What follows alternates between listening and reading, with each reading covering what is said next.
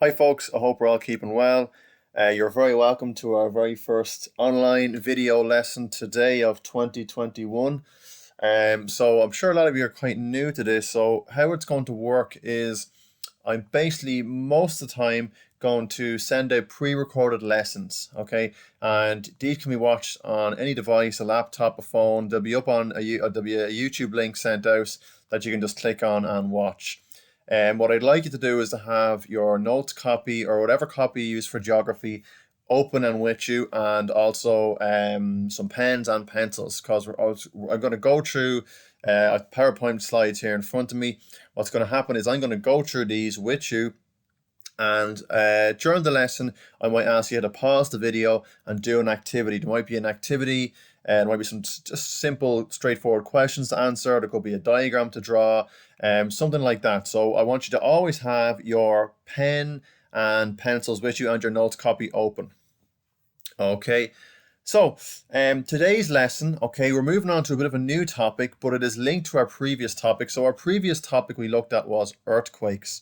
And today's lesson is called, or today's topic, a new topic, it's called responding to natural disasters. And this very much links into an earthquake, because as you know, an earthquake is a type of natural disaster. It can cause death, it can cause destruction. So we're going to look now in detail at how governments respond to natural disasters when they happen.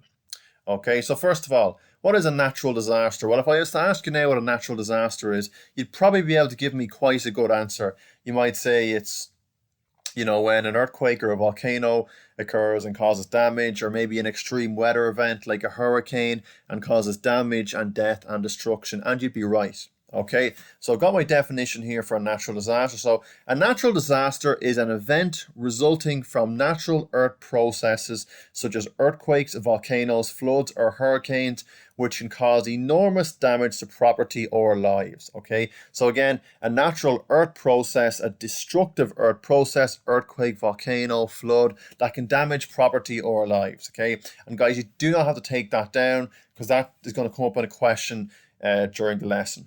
Okay, and here we can see, guys, a clip here from a natural disaster. This is from the Japanese earthquake. We can clearly see in the background some apartment blocks, and we can see this one here has been destroyed. Okay, so that's the result of a natural disaster there.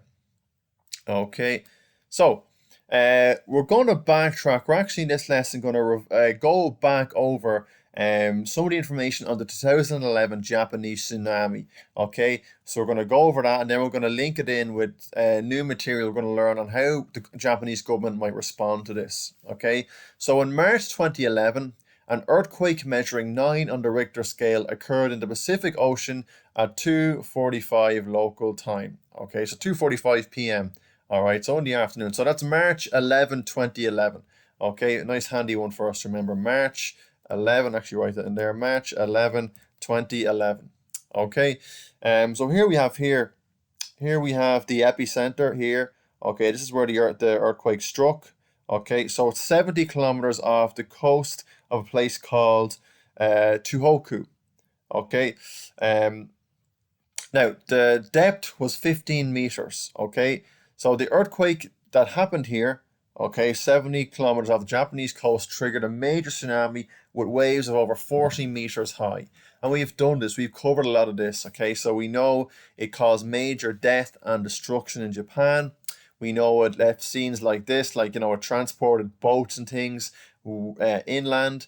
It completely destroyed surrounding areas. It killed people. It also damaged a nuclear power plant as well. So highly, highly destructive force. Now, we also know Japan is a developed country. What does that word developed mean? Well, the word developed basically means it's a wealthy country.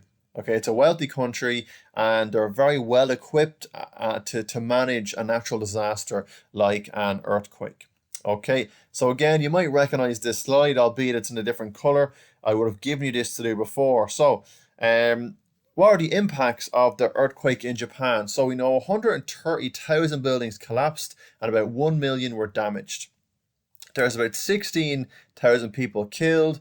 About 4.4 million households were left without water, electricity, and we know that the Fukushima nuclear plant was also badly damaged. Okay, and we know the Fukushima nuclear plant to this day you kind of can't really live around that zone. Okay, so did you know areas around the Fukushima nuclear plant are still uninhabitable to this day? Okay, so that's some of the impacts of the Japanese tsunami, and we're going to look in a little bit now. We've revised over the impacts, okay, and effects and causes of the tsunami. We're going to look in detail at the detailed government response. Okay, so this topic, brand new topic, it's responding to natural disasters. We're going to look in detail about how the Japanese government responded to this particular natural disaster. Okay, so what I want you to do now is you can clearly see there's 3 questions in front of you. Hit pause on the video and answer those 3 questions into your notes copy. Okay, obviously you can scroll back through the video if you need, but answer the 3 questions into your notes copy, and when you're ready, you can hit play and we can continue on with the lesson. Okay, so we've gone through the Japanese tsunami, the causes, the effects. We're now going to look in detail at how people respond to disasters. Okay, so for every disaster, there are a series of actions that must be undertaken to reduce the loss of life and to help people and communities recover. Okay, so the government must carry out a series of actions in response to the natural disaster to, I suppose, keep the damage to a minimum. Okay, so the first thing they must do is to identify needs. And when I say identify needs, I mean identify the needs of what people need. Okay, so for example, if, for example, people who live in a disaster zone, if local shops have been destroyed, local food markets have been destroyed, that area will need food. Okay, if, for example, houses have been destroyed, that area is going to need, those people are going to need some kind of shelter. If the water pipelines have been burst and there's no water, that area is going to need some clean, fresh water. Okay, so identify needs is the first kind of main response, and it's every natural disaster. Governments respond in this way. The first thing they'll do is will identify the needs. What do people need? Okay, so people who survive a disaster will have basic needs. For example, they might have lost their water supply, food, their home. Sanitation is a big one. So sanitation. So for example, things like sewage pipes might have burst. So that these people need to be brought to a safe, secure, and clean place. Okay, so people who survive a disaster have basic needs such as food, water, shelter, and sanitation. If a disaster occurs in winter, shelter is vital, as people can die from exposure in cold and wet weather. So you look today, like there's been snow this week. It's really cold. It might be 1 or 2 degrees during the day. It could be -5 or 6 at night time. So, if a natural disaster occurred in Ireland to this day, at the moment, a big thing you would need is shelter. You'd need shelter. You'd need blankets for people as well. Okay. Another phase, or another need, or another thing you must do if you're the government is you must carry out search and rescue operations. Okay, and search and rescue is vital. Okay, and why is search and rescue so vital? Well, for example, if you happen to live, go back to this previous picture. If you happen to live in one of these apartment blocks and it collapsed. Now, if it collapses, there's obviously unfortunately a good chance you could have been killed or very, very badly injured. But if you're injured and you're trapped underneath this rubble, there's no way you're going to get out by yourself. Okay, you've literally got concrete blocks on top of you, entire buildings on top of you, and it's vital that you are rescued as quick as possible. Remember, you've no food. If you're trapped under here, you've no food and water. So search and rescue is a vital one. Okay, so search and rescue is the next phase of response to a disaster. It is extremely important to locate people who may be trapped or injured. Even if people are uninjured, it is increasingly difficult for trapped people to survive beyond 5 days. If you have no food or water for 5 days, you could easily die. So search and rescue is vital, and that's an immediate response. That's something the government would do nearly straight away. Okay, so first of all, they might give the people who are up and have escaped from their homes, they might give them food, water, shelter, sanitation.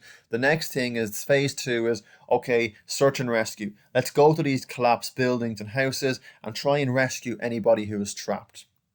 Okay. Another phase or another quick response for natural disasters is medical supplies. Okay, so you've done your search and rescue. Okay, or you're doing your search and rescue, you're going to find people who are injured. People have been crushed by buildings. There's going to be a lot of injuries and even worse, death. So medicine, medical supplies is a big thing. Okay, and that's where number three comes in: field hospitals. Okay, so field hospitals. A field hospital is basically a temporary hospital, as you can see here. Okay, so a temporary hospital, and these temporary hospitals they've got, you can see here, they've got like operating theaters in them. They're really clean. They're full of very important medical personnel. So they're full of trained nurses and doctors and surgeons who are required to treat people very quickly. Okay, so the Japanese earthquake, the tsunami destroyed many local hospitals, so seriously injured people need to be airlifted to hospitals further away or sometimes to field hospitals. Okay, and again, guys, a country like Japan, we know, a rich, developed country, they could afford this. They had really good healthcare, and they could afford to set up field hospitals, and they could afford to transport injured people far away. Okay, to other hospitals if needs be. Whereas if this happened in a place like, say, Haiti, um, it would be a lot more difficult, I suppose, to cater for injured people. Okay, that's why, for example, we know that there was about 16 to 18,000 people killed in Japan. But if this was in a poor developing country, that number could have been 5 times greater. Okay, so folks, I got a list here of 5 questions for you to do. Now, you do not need to take down the notes from the slides. Okay, I'm going to email you on these slides. They're going to be up on Schoolwise. Okay, but again, what I want you to do is to complete the questions on this slide here. Okay, so again, pause the video with your notes copy and complete the questions. Now, if you look down here, guys, imagine you're done shocking experience a magnitude 9 earthquake as the okay. I'm going to just make a little tweak to this question. I'm going to say we'll say today. Okay, so imagine done shocking experience a magnitude 9 earthquake today. As the mayor of the town, what would you do to ensure a quick response after the earthquake? So, guys, again, that's maybe just a short paragraph on what you would do to ensure a quick response after this earthquake. Now, take into account, guys, I have just put that earthquake occurred today. So take into account today. Take into account the weather conditions, for example, today. How would today's weather conditions affect your response to the earthquake? Okay, so guys, that's your first lesson today done. Okay, so well done on taking part in this lesson. It is a video, so you can do it at any time. You can rewatch this video at any time. Your work, okay, is, as we know, we have on this slide here, there's 3 questions. On our final slide today, there's 5 questions. So that's all your work. That includes your homework as well. Okay, that's all the work I want you to do for today. Okay, so again, guys, these lessons are going to be scheduled. So I'm going to send you out a video lesson of some description on the days that you have geography. So look at your timetable and note down the days and times you have geography with me. You'll be getting sent out a video lesson like this one on those days. Okay, and guys, if you've any issues at all, please do not hesitate to email me, or you can leave me a message on Schoolwise. Okay, and I'll try and get back to you. All right, but guys, hope you've enjoyed the lesson. Any issues at all, let me know. There's 8 questions across those 2 slides for you to do. So again, please, another thing, guys, please make sure, can you please send me on a picture on Schoolwise or on email, preferably on Schoolwise if you can. Send me on a picture of your work, okay? Just so I can, because I want to be able to have a look at your work and make some corrections to it as well. Okay, so please make sure you send me on a clear picture of your questions. All right, very important, guys. We do not fall behind. Fingers crossed this will only last for 1 month, so very important we do not fall behind in this month. Okay, thanks very much for watching, guys.